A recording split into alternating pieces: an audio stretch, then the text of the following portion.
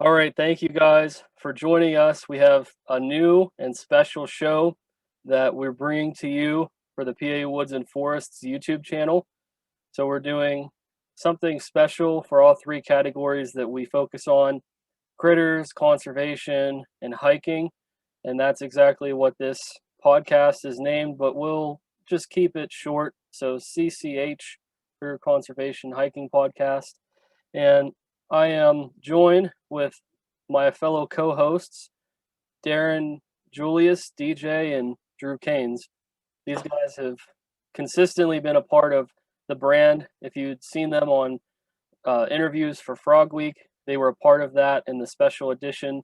So they are no stranger to what we have done. I've been on the Drew Caines podcast, and this is something new that we're going to try. We're going to see if you guys, the PA Woods and Forests community, is interested in hearing our thoughts and hearing a lot of different perspectives about the three categories that I mentioned. We have all three on the channel, and we're going to dive into that. We'll talk about the shows and the media and the animals for PA Woods and Forests and the projects. But we also want to talk about what's going on with Drew Caines, what's going on with his podcast, with his thesis, and with DJ, what's going on with this idea of creating a exclusive herp zoo in Pennsylvania, and it'd be the only one that I'm aware of. Who's going first? Got it, man. Go for it. Okay. I'm Darren Julius. I am a zookeeper.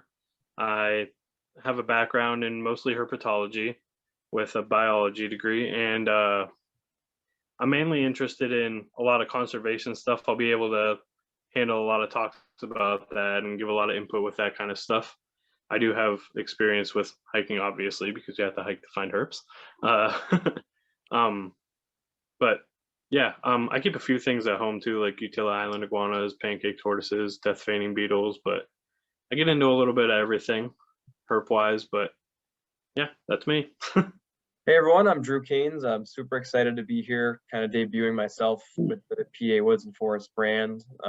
I've been following what Aaron's doing for a long time. We initially got in contact, do a podcast together, like he mentioned, on my channel, which is just my name, Drew Caines. And yeah, I do the DK podcast, which focuses on a really wide breadth of topics in wildlife, conservation, so on and so forth. So I'm super excited to do an episode that was all about PA Woods and Forests, which is just kind of an introduction to Aaron and what he's up to. And yeah, it's a super fun time. But what I do more generally is I have a bachelor's in environmental natural resources, and I'm currently a master's student studying biology at Clemson University, which is in South Carolina, down in the southeastern U.S. And yeah, I say I cover all the bases when it comes to CCH. Love conservation, love all sorts of critters, and then I certainly love hiking as well. I actually did probably about somewhere between 16 to 18 miles of hiking this weekend, just for my field work alone. So, Wow. Yeah.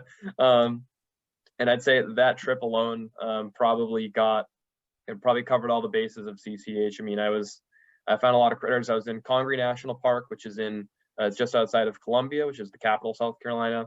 I was there looking for marbled salamanders. So a big piece of my thesis is I'm looking how these salamanders might be interacting with a few invasives.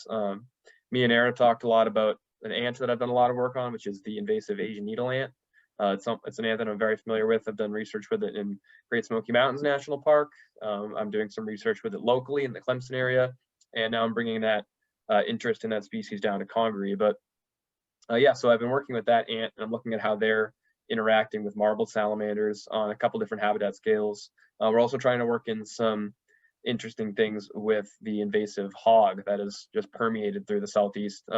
Anyone in the Southeast could tell you that wild hogs are just totally ravaging really like most ecosystems in all the states of the Southeast and all the way out into Texas. Such a crazy animal, and really probably one of the primary stories in invasion ecology in the US. So yeah, I'm working on that project for my thesis, looking at how those species are interacting. And like I said, it involves a lot of hiking, finding a lot of cool critters, and all sorts of stuff of that nature. But yeah, so I've done a lot of undergraduate research as well. I definitely would say I'm a herp guy. I really do appreciate all biodiversity, but herps are kind of the way that I've gone for the most part. It's pretty easy to do so at a university like Clemson because we're in the Southeast, which is literally the salamander capital of the world. So salamanders everywhere, just crazy salamander diversity. I've gotten to work with green salamanders, with hellbenders, with all sorts of other species that are just super crazy, super cool.